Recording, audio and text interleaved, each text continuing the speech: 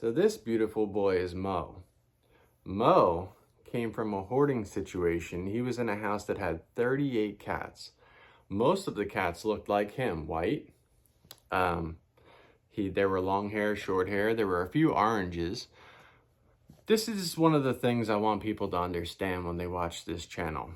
I do have more cats than your average person, but I've seen so much of these things happen that I could never be part of the problem. I always want to be doing things the right way. So I'm showing you these different things in order for people to be better cat owners out there, and for some people to open their mind to different avenues that they might not have explored before, as far as how to own a cat, or how to adjust a cat into their home, because there's so many cats that aren't getting the opportunities to adjust into a home, and animals are losing their lives in shelters because of this. They're being put in very bad situations because of this. So it's important for me to spread the knowledge that I've learned and just continued to build on through the years. So again, Mo came from a hoarding situation. 38 cats in that house. His fur was all urine stained. In the shelter that I work in, we had 19 of those 38 transferred down to us. Out of the 19, we put 18 of those 19 in homes.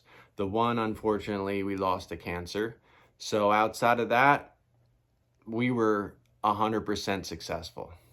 And this guy, Mo specifically, this guy, he may be as gorgeous as he is. Those blue eyes, there's not a lot. I have never seen eyes quite like his. And he's just stunning. But in the shelter, this cat was so fearful from his previous home situation and from then landing in a shelter that he would throw himself into the cage. He would poop himself. He was so scared of human contact. Now, this very same cat will wait for my wife every single morning as she gets her coffee. His morning routine, he's a mama's boy, and he makes sure that he's waiting for her for that moment where she sits down for her cup of coffee. He wants every part of that interaction. This is the cat he became. He is the king of the couch. You met Leo, he's the king of the house overall. But this boy here, he spends 90% of his time on this couch, lounging like he doesn't have a problem in the world. He used to have to scrap and run for his food. And that's another thing that happens with a cat like him. Because he came from a hoarding situation, there's a need to feed fast. There's a need to eat very fast and to their own disadvantage, sorry, I tried to grab him, but he came from a situation where when food went down, you had to eat or you weren't going to eat. 38 cats is a lot of cats to feed, and it's low quality food most times in hoarding situations, especially when the conditions are bad that way. So you'll notice with Mo that he eats very fast if he feels that he's threatened in any way. So our feeding situation, which we're going to, outline as well at some point, but we have to separate cats into different rooms so that they eat properly.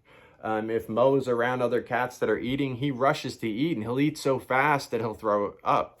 So it affects his stomach, what he's been through. It affected his stability very highly. Entering the shelter, he was just such a panic cat, and I adjusted him with my crate method in the house, and through that, it took time. It took a couple months of initial interaction and just integration into the house. And now that he's settled, I mean, he's, like I told you, he spends hours upon hours of the day just as comfortable as any animal on the planet could actually be.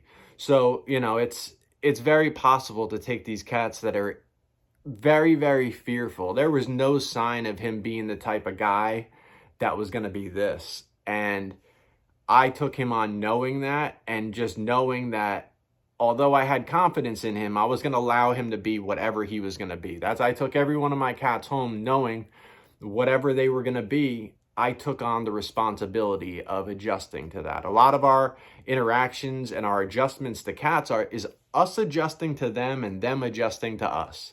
It's a relationship, it's a bond that you have to form through time and getting to know each other. as crazy as that might sound, because you're adopting a cat, and I understand that some people don't understand the magnitude of that. But the reality of it is these guys, these girls, these cats become your best friends. They become bonded members of your family. And the only way to do something like that, to have a close bond, is to know the ins and outs of every animal. So because I cater to these animals' likes and dislikes, that just allows them to let their guard down. Mo is a tremendous success because of that. I took 2 more from that very same situation. They live primarily in my twins' room down the hall. They can come out if they want, but they choose.